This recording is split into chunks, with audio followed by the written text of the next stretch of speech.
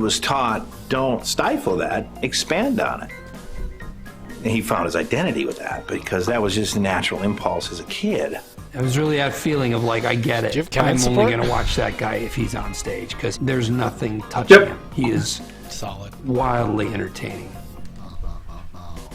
I improvised with Chris Farley and I was scared to death because he had already knocked somebody's tooth out and gave somebody else a scar from just being so crazy. And I have a lot of energy, but I don't have that energy. Jesus.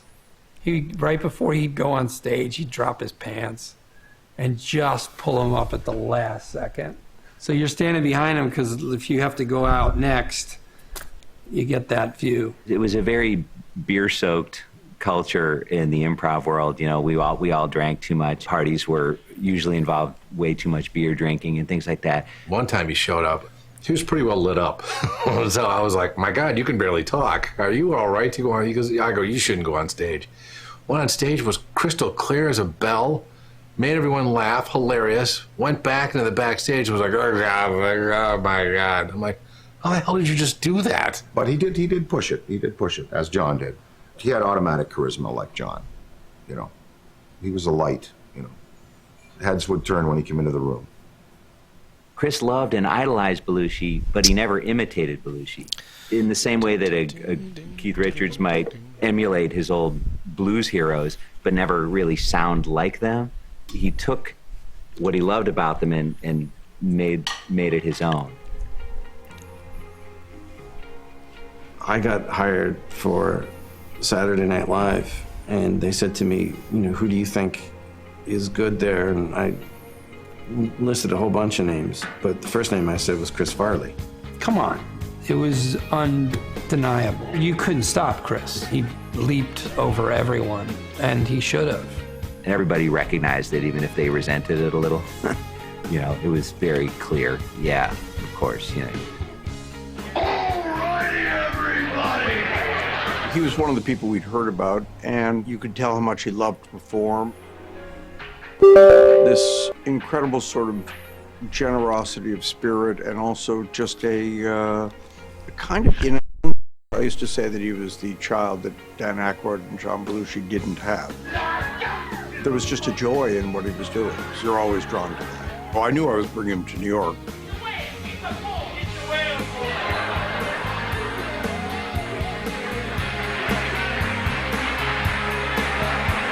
It was a sad going away a little bit.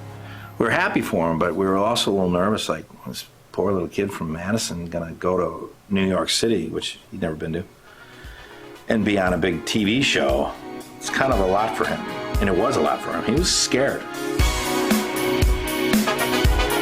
Senpai, please! Just like this guy's name. Oh, one more thing. Live from New York, it's Saturday night! Nothing's really happened yet. That it's a joke. But by the You time have you get out of it, you're like, Master how did I survive Leeson. that? That's not possible. Yes, well, There's nothing like he the was live this performance. Leeson was doing some shit, so exhilarating, Doing some exciting. It's like heart. yeah, he was grasping the kale. I think he forced her to bag. You know, Dana Carvey says it's like being shot out of a cannon without a net once a week. I mean, your Chris Yasuo Farley. has Yeah, an that's right, LPL Chris. icon, so We're going to see Chris Farley live Jenny's. in this tiny studio. You'd hear that applause go up more. It's got to be a good He thing. was right? powerful on stage. I think one of the problems he first had when he came to the show, I think, was he was still playing to the back row, and the fact that the camera is sort of here took a little while to adjust to. He always played big, but he learned how to play big for camera. The week Patrick Swayze hosted, he called me. He's like, "Lauren, everybody wants me to be the fat guy. They want me to dress to do a sketch from where I'm stripping from Chippendales with Patrick Swayze. They want me to take my shirt off, and then I'm the fat guy.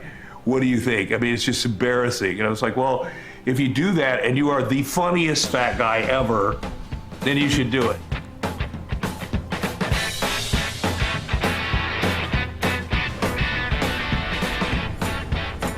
I'm sure he had reservations about going out there full on, but he saw this is my mission. This is full on comic value. It's a perfect use of my physicality. Yes, I will do it. and there's a lot of girth going with it, and not give a shit pride, and this is my body. He's not thinking it, he's... Like, I feel really lucky that I was in high school when Chris Farley was on Saturday Night Live. That was definitely one of those things that all the kids around the schoolyard were like, did you see that? Like, that was, I mean, that was out of control.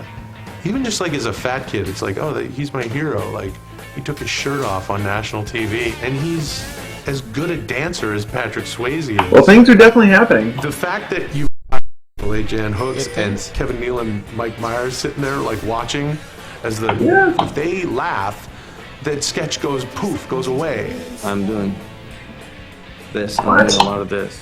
If you kind of look at my face in a sketch, it's a little like a dog that's hearing a weird frequency. It's like, what is that?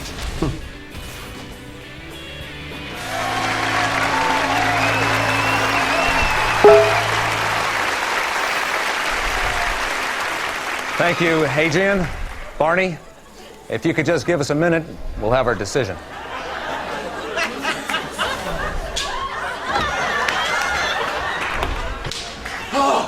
Oh, Adrian, you were great out there, man. I know, it's gonna be you. Oh, what are you talking about, Barney? You got it and you know it. Whatever happens, you're the best. Buddies? Buddies. They're ready for you guys. And then you've got the thing at the end where they actually say, well, no, we're going to go with, you know, with this guy. He's got a better body and he's a much better dancer. It's like, who did Farley beat out then to get what? Yeah, okay, yeah. Yeah, on the one hand, Chris was acting like he was embarrassed about me playing the fat guy, but on the other hand, he fucking loved it. And that's the contradiction he was. After the Chippendales, we were like, oh, this guy's gonna be giant. He's gonna be a huge star. But I knew that back in Chicago. You know, growing up, you think that showbiz people come from outer space or something. You don't expect to know anybody who's doing this. And to just watch someone you watched in improv basements, you know, on the biggest comedy stage in the world was just so exciting. Just to see him on TV was crazy. And the family all gather around and go, oh my God, look at this. He's on TV. We had seen Chris's sketch, the Chippendale sketch, and when we have to sign that guy. And he sort of just sat there and he would nod a lot, and then he would go, could I be with you guys? And we were like, no, we're supposed to be the other way around. We're supposed to be pitching you. He was incredibly friendly immediately. He didn't see it as, oh, here comes a new guy, or, oh, yeah, I got more competition on the show, blah, blah. He was just more like, hey, like, fellow comedian, here we go. First day, and I see Farley in the lobby. How are you, Chris Farley, Gallagher Tantoni? Flips his hair around, which I grew to know over the years. That was his standard deep voice handshake meet guy. The truth is that everybody that gets the show usually are unknown and broke. You know, you live life. Cannon with I mean, the I first always say to blood. Lauren, thanks for giving me the life I dreamed of, and that's what you get if you succeed on that show. We were both getting famous, and literally when I would walk down the street with him, there was no one else seeing me except for him. It was just, oh my God, it's Chris Farley, it's Chris Farley, it's Chris Farley. When I walked through Chicago with him, my God.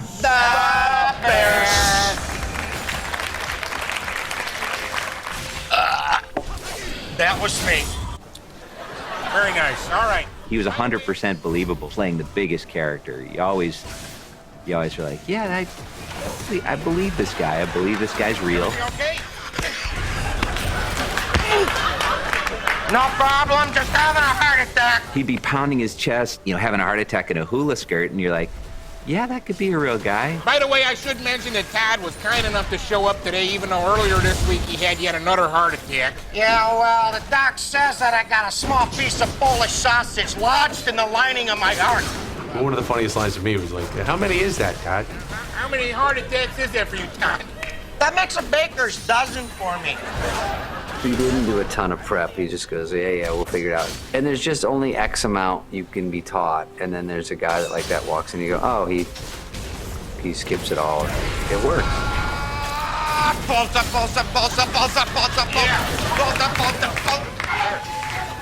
Oh, very good. he doesn't put his hands up, which is what I would do. So he doesn't block his fall, and that's, you can't do this forever. I think Chevy Chase warned him not to do that. Because Chevy had always had something there just before he fell that he could hit that broke the fall. And Chris was just taking it as pain. Wasn't paying close enough attention to see that there was a way you could do it and not hurt yourself. His commitment was total. Chris, if I happened to be in the building, he happened to be in the building, would knock on the door and go, Michael, you're such a good writer. What are you writing? And I'd be like, I'm writing in sprockets. He goes, can I be in it? Like this, just completely. And I go, I don't know. Sure, I don't know. Can you do a German accent? No, I can't. I can't. I can't. He's not going to be the idea man, but he's going to take any idea you bring in and make it better. I know he didn't write for himself, because a lot of those guys wrote for themselves, the smart ones, and they created these things, and he kind of was at the mercy of other people. He was very intimidated by the writers. I don't think he felt like he could contribute in sketch writing, but of course he could, because he had great instincts and he could put himself into a character's mindset and he could improvise lines and moments by just doing the character. All you gotta do is kind of hold on to Chris like a ski lift, you know? He'll lift you up the hill. And so you would give him a sketch and go, how would you make that funny if you said it your way or whatever? And honestly, God, he would destroy with how he would do it. When we would have 100 people in the read-through, it was 100 people pulling for Farley. He was the easiest guy to write for sure. He did try to write one sketch, because he never wrote sketches, and it was called Puppy Lawyer. And it was about 14 pages, and it was horrible, and it was too long, and read through it was dying, and then I kept looking at read through going, he's dying?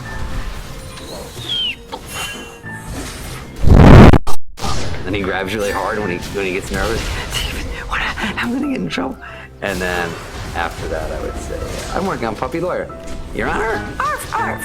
I think you see the purest Chris when we did the Chris Farley show. You see the timidness, you see the awkwardness. Somebody didn't write the character of Chris Farley. That was Chris Farley. It's almost an impersonator's ability to pick up on the way the person talks about themselves or sees the world and heighten it a little bit. And that was Chris right there. Chris Farley Show. That's how he felt about the world. Welcome to the Chris Farley Show. I'm Chris Farley. Most regular people relate to that, being a little starstruck. And even when he was a star himself, I don't think he ever stopped being kind of awestruck by celebrities he admired. My guest tonight is one of the greatest musicians, rock musicians, I guess songwriter ever. You're Paul McCartney, yes? And you were the Beatles, yes? Remember when you were with the Beatles? Sure. That was awesome. Yeah, it was. Yeah. That was a magnified version of himself, of his own insecurities. And you knew when he was doing those interviews, that was the arc of the sketch. We wait for his falling apart because he was so stupid. Damn it, why did I say that? So stupid. What a dumb question. No, Chris. I get asked that all the time in interviews. Awkwardly, like, I'm an idiot, and oh, it's so great what you do. And he kind of felt that way about almost anybody. His self-deprecating manner was another part of the vulnerability that he put in a lot of the things that he did. And in the end, the love you take is equal to the love you make. You remember that?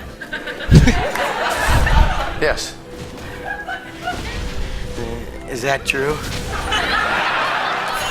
All that love that came out of the guy was him just apologizing by nature for a lot of stuff that I wish he never had to apologize for. Yes, Chris. In my experience, it is, I find that the more you give, the more you get.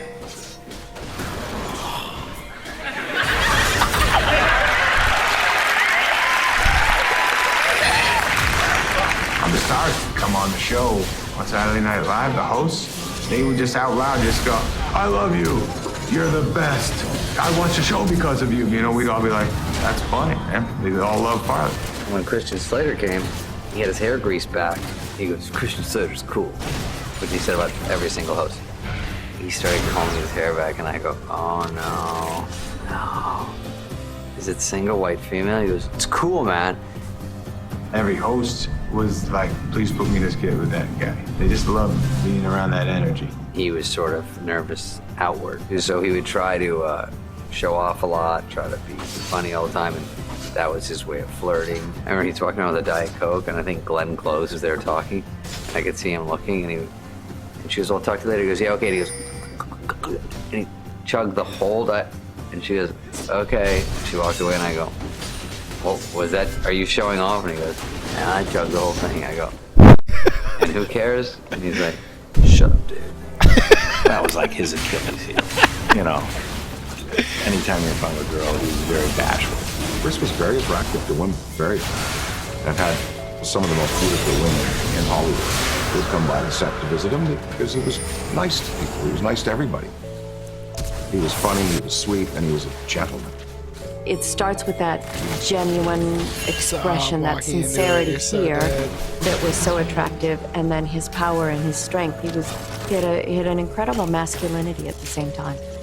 You know, he's not your traditional leading man, you know what I mean? But there's no one like him, and he was infectious, and he was kind, and he was a puppy dog. There was nothing malicious about him, arrogance about him. It was a purity. It may not be what you thought was Ken doll, but it comes together and it's extremely attractive. Part of him that always wondered, do these women want to be with me just because I'm famous, or do they really like me? He was trying to pull out of me what it was like. How does it work with fame? How do you live with fame and have a really good relationship? I met David Spade in a deli. He knew who I was because I was like doing Victoria's Secret. He heard my voice and he started laughing, and I knew he was laughing at my voice. David kept saying, you remind me of Chris, you act like Chris. I said, I want to meet this Chris. And he said, no, because you'll fall in love with him. And the first time I met him, I just looked at him and said, I love that guy. And then we just started hanging out all the time, you know. I didn't really know the goofballs so much. I would see it sometimes, you know, but there was just a whole different side to him that was just, I thought was just so beautiful. It was just so beautiful. We'd gone to church together, and we drove through a very nice neighborhood. He said, I really like to settle here, have a wife and have children and raise my family here. I think very much similar to what he had been raised in. He really longed for that. Dude, you're getting pooped on. A lot of comics, they're not really funny away from performing. And then a few are, and he was one of those. He was very funny off camera. But as far as like just physically doing anything for a laugh, Chris would just, he'd do anything. The funniest thing that Chris ever did, and he did it pretty much every week, and I always forgot. So I had an insane routine down. I'd go to the upper deck outside of Lauren's office and watch the musical, because I knew that I would never have a chance again in my life to see so many fantastic musical acts. And then I would go and have a shower at exactly the same time. And Chris, every time I was in the shower, would rip the curtain back and be completely naked. He would tuck everything and go, Michael, I love you so much. And he would pin me against the wall of the shower, and I would wail on him like this. Just wail on him like, I'll make it up. Just give me one kiss, Michael. I love you so much. It was the most frightening thing in the world. It killed me every time, and I forgot every week, because you'd think that's not something you'd forget. And every time I'd go, oh God, of course. I should have my shower at home, not at work. My daughter asked me what was the best thing I've ever done in show business. And I said, on stage doing a motivational speaker with Chris Farley 8 times a week. No question. And nothing will ever come close.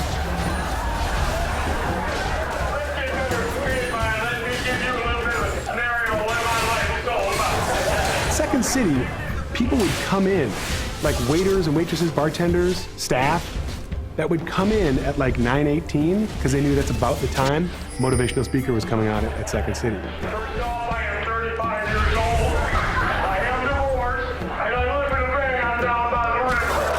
He had done some speech in kind of that voice. Bob Odenkirk and everyone else recognized that they had to do something with this character. It was just too compelling and funny. It was so fun. He pushed it and he broke you and did it every time. It was insane.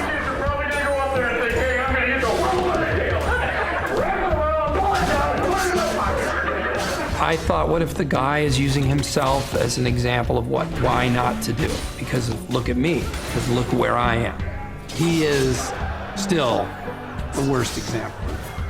I mean, the sketch has great structure to it, but the fact is, it's a framework for this insanely wonderful performance.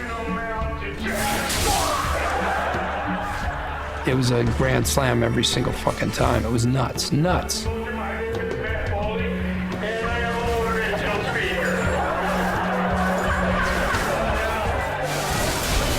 Chris, when he did it, was doing his dad as a character. And his dad, great guy, but when he got mad, he like transcended a scream level, scarier sounding pocket. And it was more like, you know, Christopher, I am not going to tell you that. Yeah, I wish you could just shut your figure. And then we played rugby with a guy, Larry Hill. He kind of ran on the outside of his feet. So he would kind of, Larry would play rugby like this. So he's there doing Larry going, what we're gonna do.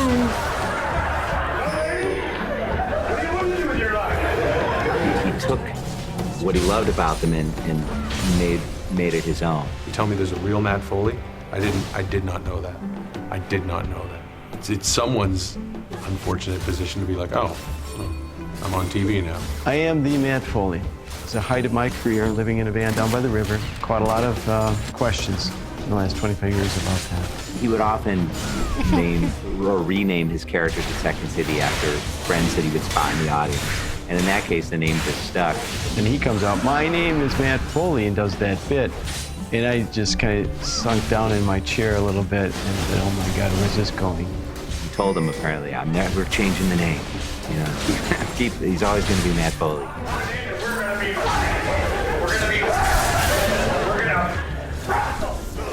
I was humbled. It was a wonderful, wonderful expression of our relationship, but my little slice of notoriety was well appreciated, and I give thanks to him every day for that. You didn't often see Second City scenes brought fully formed to SNL that way. He just had this thing wired and perfected from Second City, so once he even did it read-through, everyone loved it. Your father and I came up with a brilliant idea to give you some direction. A motivational speaker. Yeah, it was Christina Applegate, and she was the host. And I remember Lorne Michaels saying to me, apologetic in a way, like, he has this character he's really been wanting to do on this show. We're not sure what it is. Do you mind if we premiere it in your episode? And I was like, yeah, of course. You know, let's see what it is. Matt, we're ready for you. Out comes Chris out of that door. How's everybody? Started by letting me give you a little bit of a scenario of what my life is all about. First off, I am 35 years old, I am divorced, and I live in a van down by the river. It combined the scratchy voice, moves his glasses around, can't see, and then grabs his belt. Or when he's sideways, his eyes so the audience can't see, try new tricks, and just, Hey, I'm gonna go out and I'm gonna get the world by the tail and wrap it around and pull it down and put it in my pocket. We all just kind of stopped. What is going on? And it just, they're on the right track. How can we get back on the right track? Bigger and more crazy, and that was it. When Chris did Matt Foley, he tried to make everyone crack up. I don't want to be a writer. Well, Lottie frickin' da! We got ourselves a writer here! I think just the combo of watching the audience see for the first time and realizing this is such a funny thing, and we've seen it all week, I started thinking it was funnier again. Old Matt's gonna be your shadow! Here's you, here's Matt, there's you, there!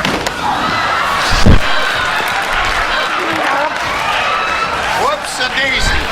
See me, I'm hiding behind my hair because I knew that if I looked at him for 1 second more, I was gonna drop off that couch. I couldn't even get my line out. I knew that, okay, I have one line. Young lady, what do you want to do with your life?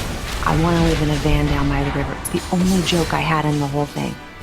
And I just was like, I want to live in a van down by the river. I want to live in a van down by the river, and I just put my head back down. Well, you'll have plenty of time to live in a van down by the river when you're living in a van down by the river. You can't design it in a laboratory, but I live in a van down by the river.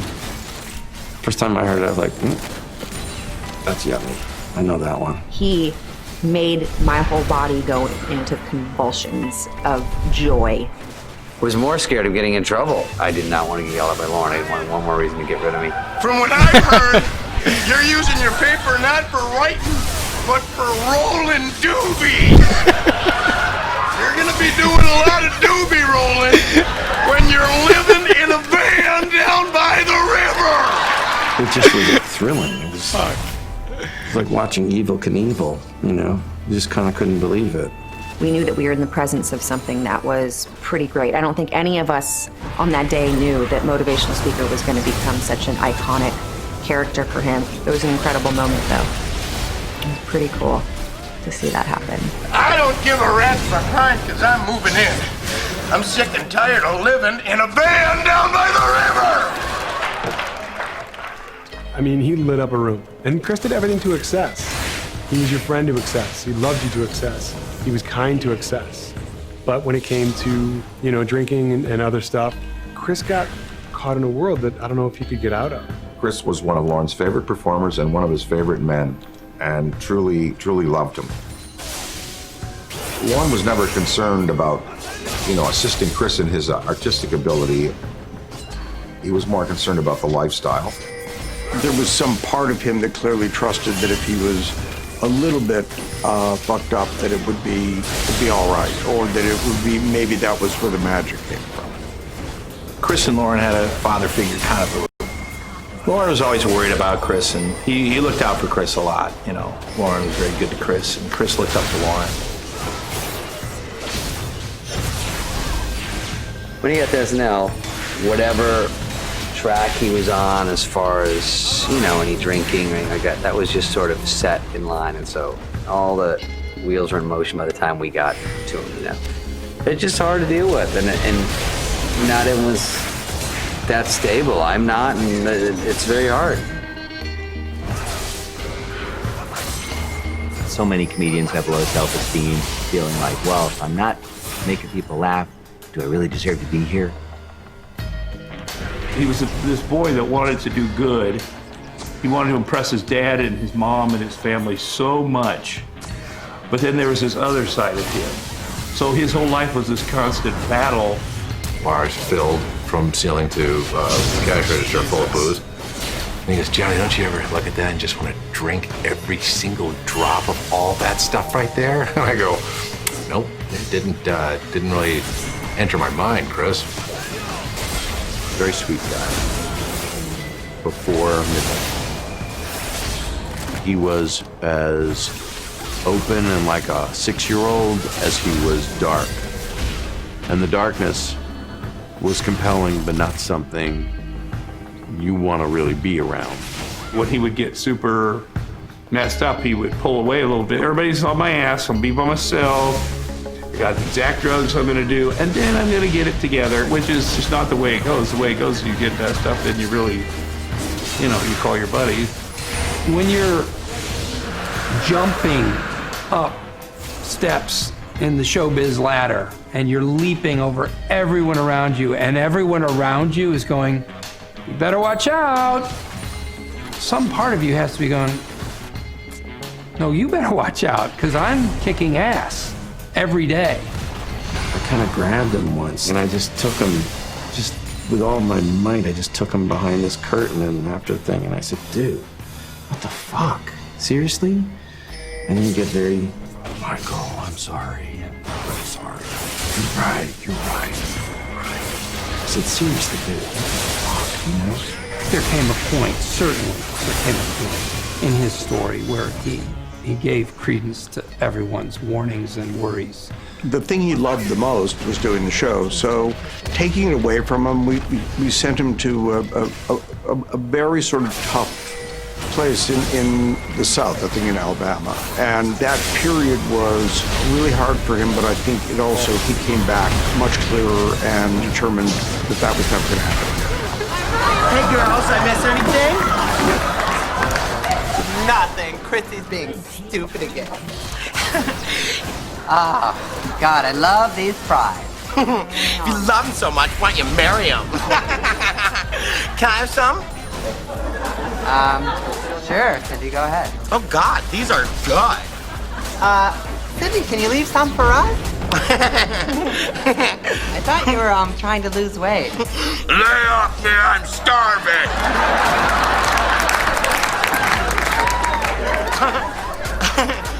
Diet starts Monday. There was this steak joint called the Steak Joint, and they had this thing called the Trenchman's Cut, which this thing was probably this big and this wide, roast beef. And I'd be like, how are you gonna eat that? You go on stage. You'd be like, I can do it. We'd all be like, go, go, go. Oh, look, Tammy, it's the Gap Girls, and they're eating. What a surprise. You're so dumb. When they were passing out brains, you thought they said trains. And then you got on it and on a train and then went for a ride. 2 ribeyes, medium, and I'm not exaggerating, I'm not trying to be funny. He had taken the ribeyes, he kind of put it in his mouth and stripped it, kind of almost like a spare rib or something, and I looked over his plate, and both the ribeyes were gone. Later on, we were walking, and I said, that's those steaks, the way you ate that, and he said, I know, what am I doing? And whenever he said, what am I doing, you knew that he knew everything. He knew everything about himself. Nothing was like sneaking past him. It just seemed like there was always something massive that he was doing, something big, something huge. Gee, those two are always OTR. You two are terrible. Sometimes he would headbutt me in sketches, get so close it would throw you off. You're like, what's going on? You're not supposed to do that. So that was funny, and he'd like it, and he laughed, and he'd get excited like a child. I'll tell you what he never did. He didn't make it about himself. He never sat back and was cocky about killing. His laughs were so huge and thick and long, the giant roars. I'd say, did you hear how you did it? It was good. If I had some of those roars, I would definitely have a lot more of an attitude right now. I don't think I'd be hanging out with you. The world of high fashion. There was never anyone like Dante. These designs are atrocious. Are you trying to ruin me? Shared an office 10 feet wide with just 2 wooden desks. Oh, Dante. I sat there. Behind me was him. That's the 3rd assistant you fired this month. I had to write my own stuff, which was tough. But he didn't write or read or... Well, that one didn't work out. I'm just not gonna